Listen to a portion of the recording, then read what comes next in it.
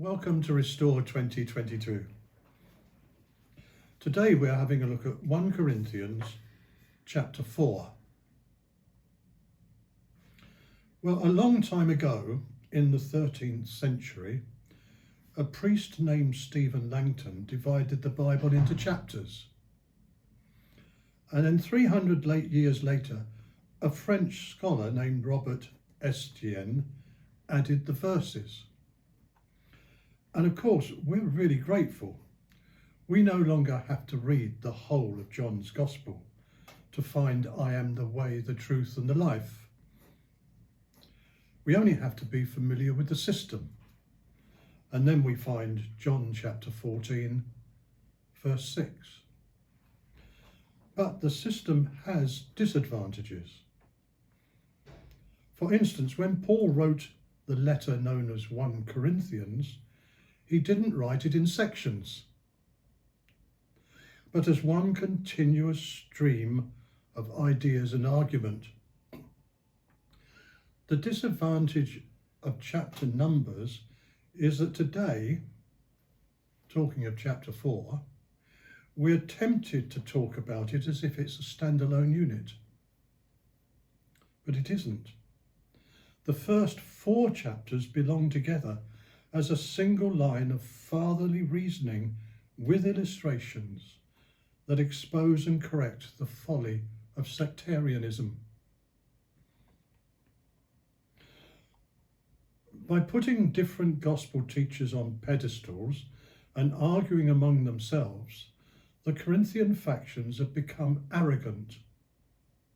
Presuming to be judges of the merits and demerits of each one, they've made themselves experts in their own eyes, judging by merely human standards. It seems Paul has come in for some criticism from these interfactional quarrels, and he's clearly stung by it. He decides to answer it full on.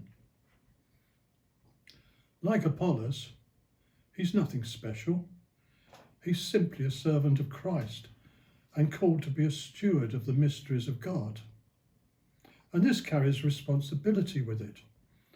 He's not aware that he's failed to speak or act with integrity, and he's certainly not bothered by the Corinthian factional opinions.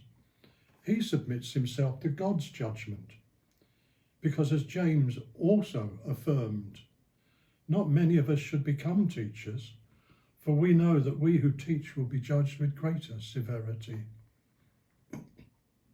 While the Corinthians seem to be gloating and self-satisfied, considering themselves rich and even regal in their wisdom, Paul contrasts the fortunes of the apostle as one who is treated as the world's rubbish.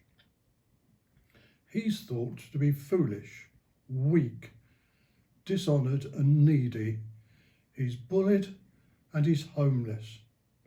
And maybe this is Paul's strongest argument for the authenticity of his own ministry. After all, God has chosen what is foolish in the world's eyes to shame the wise, hasn't he? And what is weak in the world to shame the strong.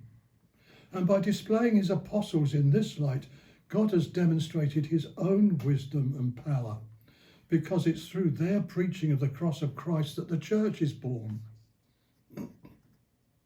What's more, while the Corinthians flaunt themselves in their arrogance and look down on Paul, Paul himself blesses those who revile him, patiently endures persecution, and refuses to argue with those who slander him. It's the lifestyle of a follower of Christ. It's a lifestyle they are called to.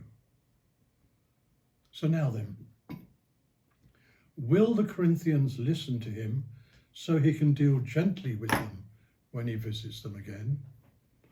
Or will they disregard him so he must visit them with a stern face?